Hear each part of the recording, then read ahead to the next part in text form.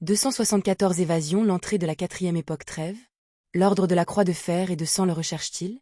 Cette personne est réapparue après avoir disparu pendant des mois. L'esprit de Lumian s'emballa en entendant les paroles du commerçant.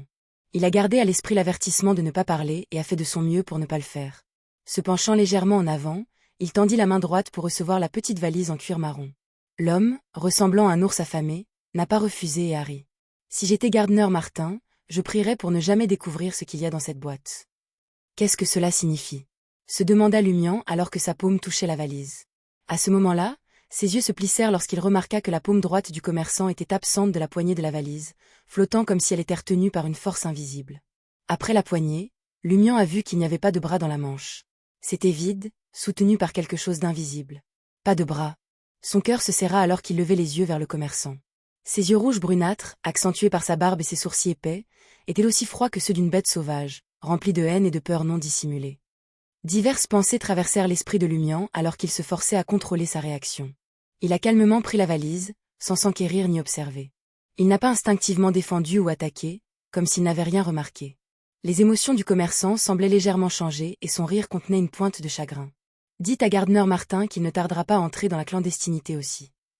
Toutes les douleurs et les tortures que j'ai endurées, lui aussi les expérimentera. Lumian n'a pas dit un mot. Il ramassa la petite valise et s'apprêtait à faire demi-tour et à quitter les mines Albert avec Giant, Simon, Hera, Testo. Soudain, des pas résonnèrent depuis l'autre entrée derrière le commerçant. Par rapport à plus tôt, c'est devenu beaucoup plus clair, presque à portée de main. Lumian se sentait plus sûr maintenant. Il pouvait entendre le bruit distinct des chaussures en cuir approchant du tunnel silencieux. En un instant, une silhouette apparut devant Lumian, Christo et Simon. C'était un homme complètement nu, la tête manquante, du sang suintait de la blessure au cou. Il ne portait que des shorts bleus foncés et des chaussures sans bretelles en cuir noir. En deux pas rapides, le monstre sans tête atteignit le commerçant par derrière, étendant ses mains, saisissant sa tête et la tirant vers le haut. « Sauve-moi! Sauve-moi » s'écria le commerçant, incapable de cacher sa panique et sa peur.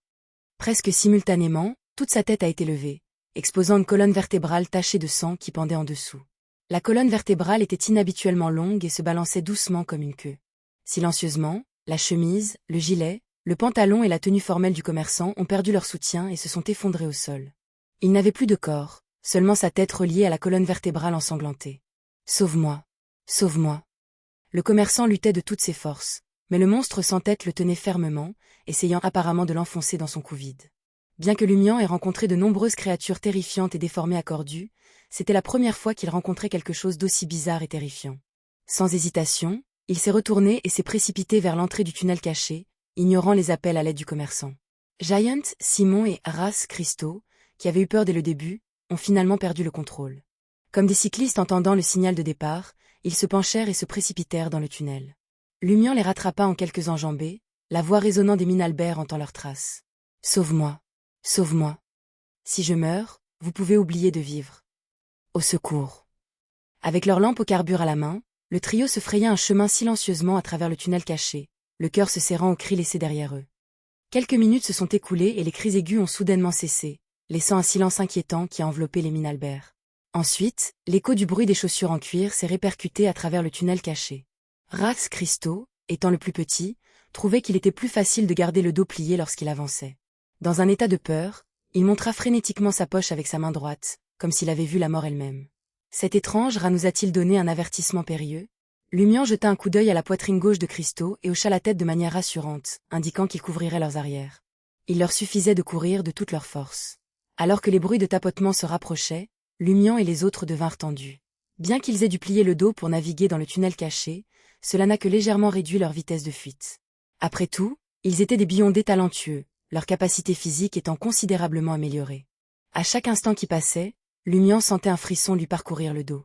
Alors que le bruit des chaussures en cuir approchait à quelques mètres, le trio atteignit finalement la sortie du tunnel et s'enfuit. Voyant le géant Simon sur le point de fuir tout seul, Lumian, qui était déjà revenu à leur position convenue, ne pouvait plus garder le silence. Il baissa la voix et grogna. « Bloquez la porte !» Tout en parlant, il s'est retourné et a abandonné la lampe au carbure et la petite valise, essayant de pousser le lourd rocher à côté de la sortie. Géant Simon a inconsciemment ignoré l'ordre de Lumian, mais son cœur tremblait toujours à cause du cri sourd. Tout au long de leur voyage, il avait pris l'habitude de suivre ses instructions, comme si c'était le seul moyen d'assurer sa survie. Il s'est retrouvé pris dans un dilemme. Après un bref moment d'hésitation, géant, Simon soupçonna que s'il s'enfuyait et laissait Ciel se débrouiller seul contre le monstre, Ciel pourrait très bien l'attaquer et le tuer en tant que déserteur une fois qu'il aurait survécu à l'attaque. Christo avait des pensées similaires, mais il pensait que s'ils n'aidaient pas tous les deux, Ciel ne perdrait pas de temps à bloquer la sortie du tunnel. Le moment venu, celui qui courait le plus lentement deviendrait la première cible du monstre, laissant ainsi suffisamment de temps aux deux autres pour s'échapper. Après avoir évalué les caractéristiques du parcours et les séquences de chacun, Christo s'est rendu compte qu'il était définitivement le plus lent. Et de plus, il ne pouvait pas blesser Giant, Simon et Lion, Ciel dans un court laps de temps, ce qui signifie qu'il ne pouvait pas les ralentir et les dépasser. Sans hésitation, il arrêta de fuir et retourna à la sortie du tunnel, aidant Lumian à pousser la pierre pour bloquer la porte. S'inspirant du rat, le géant, Simon a choisi d'obéir et s'est retourné. Ensemble, en quelques secondes seulement, le trio a sécurisé l'entrée du tunnel caché. Le bruit des pas s'est évanoui dans le néant. Simultanément, Christo n'a pas pu contenir sa surprise et sa joie, s'exclamant « Tout va bien maintenant ». Il n'y avait plus de mouvement visible dans sa poche, où résidait le rat nommé Taffy. Lumian ne partageait pas l'exubérance de Christo. Il ramassa la lampe au carbure et la petite valise et dit d'une voix grave « Parlons-en quand nous reviendrons au premier niveau souterrain ». Les esprits détendus de Giant, Simon et de Christo se sont à nouveau tendus. Instinctivement, ils suivirent Lumian jusqu'à la paroi rocheuse et se tournèrent vers un autre tunnel caché. En cours de route, ils n'ont rencontré aucune attaque, mais étant sous terre, ils ont été entourés soit d'un silence complet, soit de sons étranges occasionnels. Après leur récente frayeur, l'environnement était loin d'être agréable pour eux. Si Lumian n'était pas resté calme et posé, Giant, Simon et Christo auraient pu recourir à des mesures drastiques. De retour dans la zone correspondant aux rues et places en surface, Christo fouilla dans sa poche pour réconforter Taffy et laissa échapper un long soupir. Quand j'ai vu ce monstre, j'ai pensé que nous allions mourir sur place. Bien que lui et Simon aient tué plus de 10 personnes, interagi avec d'autres Beyondés et les aient même combattus, ils n'avaient jamais rencontré un monstre comme celui sans tête auparavant. C'était une horreur anormale qu'ils n'avaient jamais connue. C'était encore plus effrayant que les histoires d'horreur qu'ils avaient entendues dans leur jeunesse.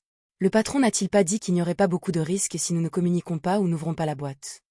Cependant, dans une telle situation, la plupart des gens ne pouvaient pas rester calmes. Giant, Simon et Christo ont acquis une nouvelle appréciation pour la force mentale de Ciel. Grâce au choc provoqué par le commerçant et le monstre sans tête, Lumian et ses compagnons ne s'intéressaient pas à ce qu'il y avait à l'intérieur de la boîte. Ils quittèrent précipitamment le métro et retournèrent aux 11 rue des Fontaines, où ils rencontrèrent Gardner Martin dans le bureau. Gardner Martin a pris la petite valise et l'a examinée avec désinvolture. Il a souri et a dit « Très bien. Vous avez tous bien fait. Je vous récompenserai plus tard. » Après les avoir félicités, le chef du Savoie Mob a regardé Lumian et a hoché doucement la tête. « J'ai un message pour vous. Si vous souhaitez progresser davantage sur la voie du chasseur, vous devez vous souvenir de cette phrase. Le démon est notre ami, et l'enfer est celui de quelqu'un d'autre. Le démon est notre ami, et l'enfer est celui de quelqu'un d'autre. » Lumian n'a pas pu saisir pleinement le vrai sens de cette phrase, mais Gardner Martin n'a pas fourni d'autres explications. Alors que ses trois subordonnés quittaient le bureau, Gardner Martin se tourna vers la porte communiquant avec la salle d'activité.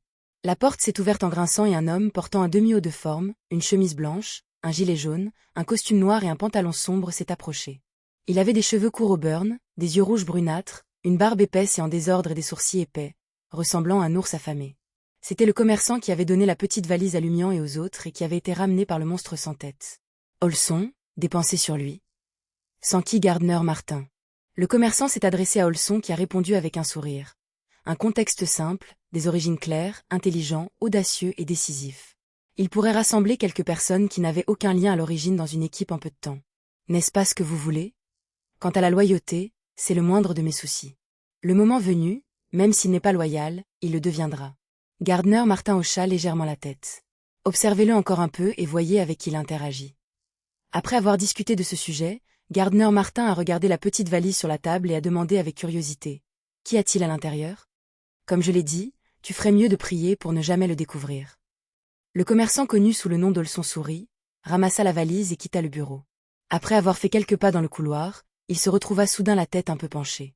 Il leva les mains, se tint la tête et la redressa d'un seul coup.